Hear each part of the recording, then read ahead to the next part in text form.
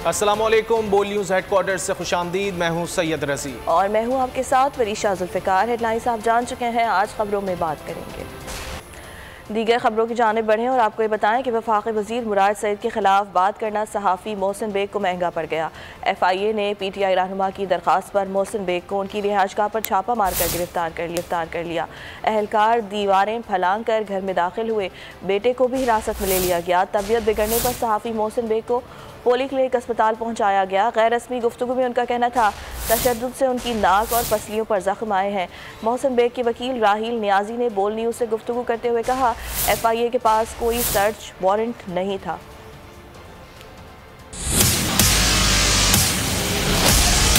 पर सहाफी मोहसिन बेग को गिरफ्तार कर लिया गया। बेटे के मुताबिक वालिद और घर वालों पर बदतरीन तशद्दुद किया गया। एहलकार दीवार फलांग कर घर में घुसे। सहाफी मोहसिन बेग ने गिरफ्तारी को गैर कानूनी करार दे दिया।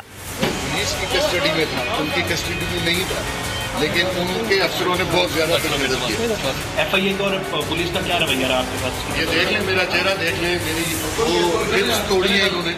मोहसिन बेग का कहना था कि उन्होंने किसी पर कोई इल्जाम नहीं लगाया। किताब छपी हुई है, किताब प्रिंट है, किताब या तो इसको प्रिंट करते या उसको सू करते रहे हम काम को। किताब तो मार्केट में इंटरनेट पे अवेलेबल है, मैंने कौन सी बात की? FIA ने मोहसिन बेग के घर एक दिन में 3 मरतबा छापे मारे, घर की बिजली काट दी। मोहसिन बेग के बेटे हमजा बेग को भी गिरफ्तार कर लिया गया। तबीयत बिगड़ने पर सहाफी मोहसिन बेग को पोली क्लिनिक अस्पताल पहुंचाया गया। एक्सरे और मजीद क्लिनिकल टेस्ट भी किए गए। अस्पताल आमद पर मोहसिन बेग ने गैर रस्मी गुफ्तगू में कहा, तशद्दुद से उनकी नाक और पसलियों पर जख्म आए हैं। ये देख लें, मेरा चेहरा देख लें, मेरी वो रिब्स तोड़ी है इन्होंने। मोहसिन बेग के वकील राहील नियाजी ने बोल न्यूज से गुफ्तगू करते हुए कहा कि FIA के पास कोई सर्च वारंट नहीं था। वो अंदर आए सिविल ड्रेस वाले, कुछ पता नहीं था वो लोग कौन है, ना वारंट दिखाए, घर वालों के साथ बदतमीजी की, उन्होंने बच्चों को थप्पड़ मारे, कैमरे मोबाइल तोड़े, छीने उनसे और हाथापाई करते हुए, मारते हुए कोई अननोन बंदे अगवा करके ले गए और ये सब कुछ SP की सुपरविजन में हुआ है। वफाकी वज़ीर मुराद सईद ने दरख्वास्त में मौक़िफ़ अपनाया था कि मोहसिन बेग ने उनके खिलाफ TV प्रोग्राम में तौहीन आमेज़ रवैया अपनाया, साख खराब करने की कोशिश की।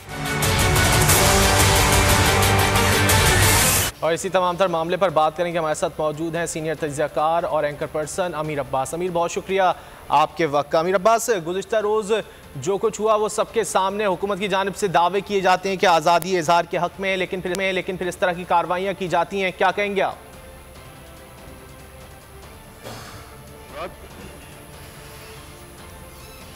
मोहसिन बेग के खिलाफ और एक केस मोहसिन बेग साहब ने अपने खिलाफ खुद करवा दिया। वो केस है जो उन्होंने पुलिस या FIA के ऊपर से लोगों को किया, जो FIA और पुलिस का ऑब्वियसली क्लेम है। जो पहला केस था जिसे कहते हैं कि वो नमाजें बख्शवाने गए, रोजे पल्ले पड़ गए। मोहसिन बेग साहब मुराद सईद के केस को डील करना चाहते थे, उन्होंने एक केस अपने गले खुद डाल दिया और ये उनकी हिमाकत है। जो पहला केस है, असल केस मुराद सईद वाला, उस केस में सिरे से कोई जान नहीं है। पाकिस्तान छोड़ दे, दुनिया की कोई अदालत मुराद सईद को उस केस में फायदा नहीं दे सकती और मोहसिन बेग को सजा नहीं दे सकती थी, क्योंकि जो लफ्ज मोहसिन बेग साहब ने एक प्रोग्राम में अदा किए थे मुराद सईद के बारे में, उन लफ्जों के अंदर कुछ भी बजारत नहीं है। हाँ, उसके पीछे की कहानी जो है, गुजारी बात है, लोगों को मालूम है कि वो एक किताब का जिक्र कर रहे हैं जिस किताब में कुछ नामुनासिब बातें लिखी गई हैं। अब वो किताब जो है वो पब्लिक डोमेन में है, वो किताब पब्लिक नॉलेज है। उस किताब को मुराद सईद साहब ने आज तक सू नहीं किया, आम खान साहिबा को सू नहीं किया, डैमेजेस क्लेम नहीं किए, कोई सिविल डेफेमेशन फाइल नहीं किया। वो किताब पब्लिक डोमेन में है। जो किताब पब्लिक डोमेन में हो, वो जितनी भी नामुनासिब किताब हो, घटिया किताब हो, फोश किताब हो, आप जो भी लफ्ज इस्तेमाल कर लें, लेकिन अगर वो किताब मौजूद है मार्केट के अंदर और उसको किसी ने चैलेंज नहीं किया, तो आप उस किताब के किसी एक लफ्ज को, किसी एक पैराग्राफ को अगर कहीं कोट करते हैं, तो कोट करने वाले को वो नहीं पकड़ा जा सकता किसी भी अदालत के अंदर। पकड़ना है तो उसको पकड़े जिसने किताब वो शाया की है। तो वो केस तो मुराद सईद साहब का मोहसिन बेग साहब के खिलाफ मजबूत नहीं है। मोहसिन बेग साहब ने जो हिमाकत कर दी बहुत बड़ी, कि जब उनको वो पकड़ने के लिए आए तो आपको सरेंडर कर देना चाहिए था, क्या फर्क पड़ जाता? आप एक आध या 2 दिन के अंदर आपको बेल मिल जा रही थी। लेकिन अमीर, और आपको ये था कि उनके पास वारंट नहीं थे और गिरफ्तारी के लिए पहुंच गई FIA की टीम। ये मौक़िफ़ उनका बिल्कुल ठीक है, लेकिन इसके बावजूद जब आपको बता दिया FIA ने या पुलिस ने कि हम कहाँ से आए हैं, हम कौन लोग हैं, तो आप उनके ऊपर फायर ओपन नहीं कर सकते हैं।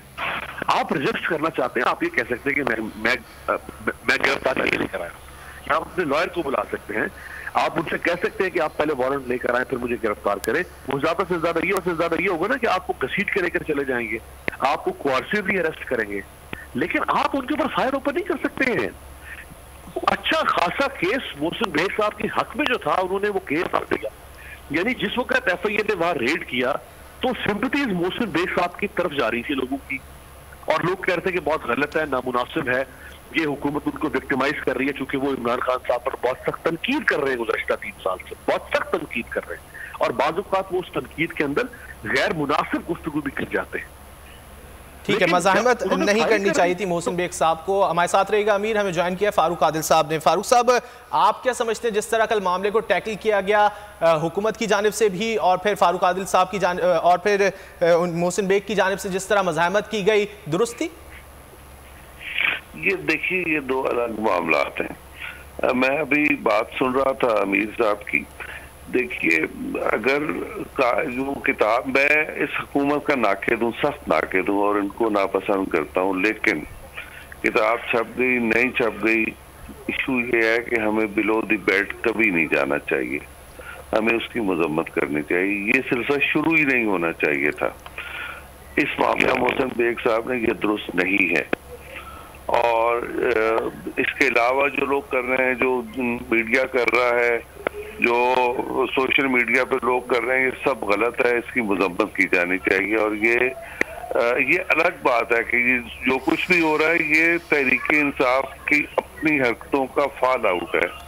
जो कुछ उन्होंने किया वो उनके खिलाफ पलट कर हो रहा है, लेकिन ना हमें उस वक्त उसकी सपोर्ट करनी चाहिए थी, ना आज अगर तहरीक इंसाफ के खिलाफ ये हो रहा है तो आज उसकी सपोर्ट करनी चाहिए। ये अलग बात है। रहेगी दूसरी बात, सफेद कपड़ों में कोई आया है और किसी को ले जाना चाहता है, तो मोहसिन बेग कैसे जान सकता है कि वो सरकार के आदमी है, वो FIA के आदमी है, वो पुलिस के आदमी है, वो पता चले कि कोई उठा के ले गया और कत्ल कर दे। तो उस पर अगरचे ये कानूनी मामला है, लेकिन ये बहुत वाज़ेह बात नहीं है।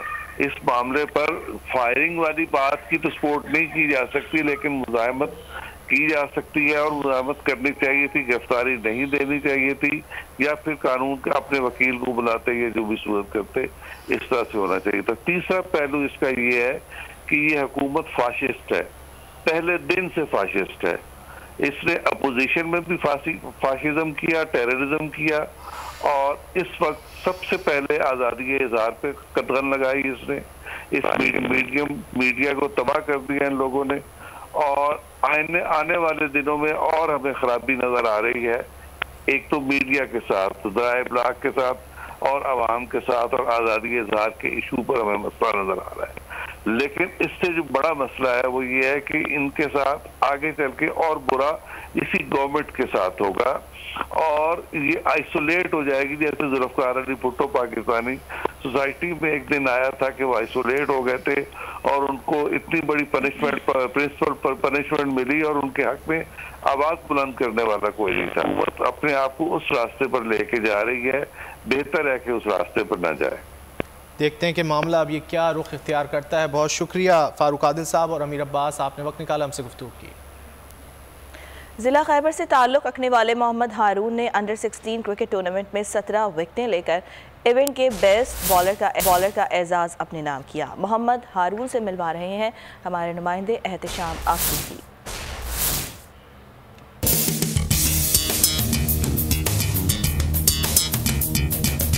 पाकिस्तान क्रिकेट बोर्ड के ज़ेर एहतमाम मुल्की सतह पर क्रिकेट टूर्नामेंट का एहतमाम किया गया था, जिसमें जिला खैबर जमरूद से ताल्लुक रखने वाले मोहम्मद हारून ने उम्दा कारकर्दगी दिखाकर 6 मैचेस में 17 विकेटें लेकर बेस्ट बॉलर का अवार्ड अपने नाम किया। मैंने 6 मैचों में 17 आउट किए और मैं बेस्ट बॉलर रहा। पाकिस्तान का बेस्ट बॉलर का अवार्ड मुझे दिया गया है। 14 साला right arm leg spinner Mohammad Haroon कहते हैं कि शादाब खान मेरे फेवरेट प्लेयर हैं, जिसको मैं फॉलो करता हूँ। सख्त मेहनत करके आगे पाकिस्तान टीम में अपनी जगह बनाना चाहता हूँ।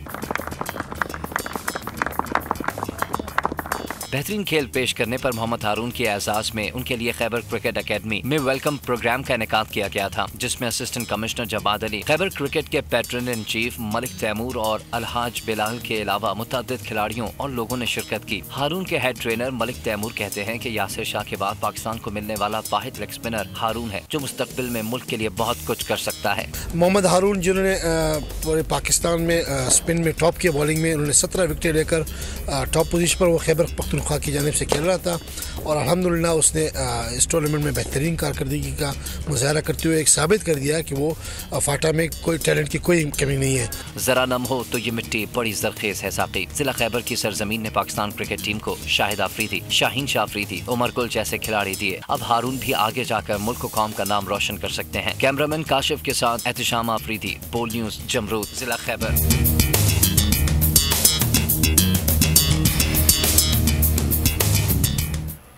ज़िला खैबर से ताल्लुक़ रखने वाले मोहम्मद हारून ने शानदार कारकर्दगी का मुजाहरा किया है। अंडर 16 क्रिकेट टूर्नामेंट में उन्होंने बेहतरीन बॉलिंग का मुजाहरा करते हुए 17 विकेटें हासिल की हैं और उनका ये कहना है कि उनके पसंदीदा क्रिकेटर पाकिस्तानी टीम में मौजूद शादाब खान हैं, वो भी लेग स्पिनर हैं, ये भी लेग स्पिन कराते हैं। उन्होंने शानदार बॉलिंग का मुजाहरा किया। ज़िला खैबर से पहले भी हमने देखा है कि बड़े बड़े क्रिकेटर्स पाकिस्तानी टीम में शामिल हुए हैं। सब्सक्राइब करें और बेल दबाएं ताकि कोई खबर रह न जाए।